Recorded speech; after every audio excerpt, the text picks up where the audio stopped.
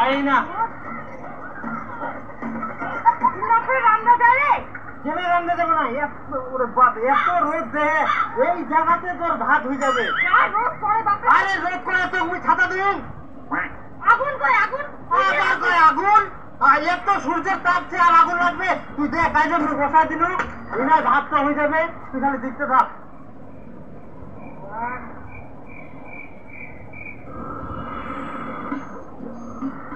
হয়ে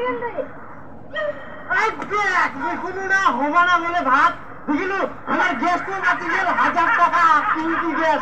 আর বলে কত রোদ খারাপ, সূর্য তুই কাপড় তুলি আয় ফাটাই দে তুই আর রোদ, আমার গ্যাস বাঁচি যাবে। 1000 টাকা গ্যাস কিনা যায়। আর ইয়া মু তো বুঝুন না, ঠান্ডাটা যেন না আসে। কাপড় তুলি ভাতের মার গান আর তরকারি রান্না তাড়াতাড়ি।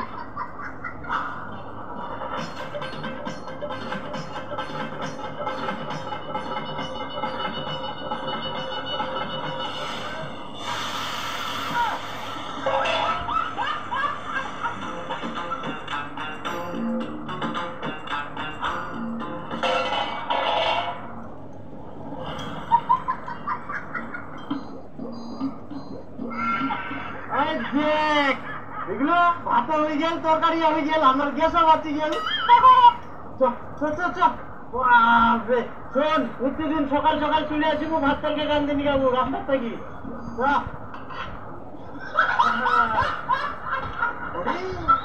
কি করে গ্যাস বাঁচাবো দেখ।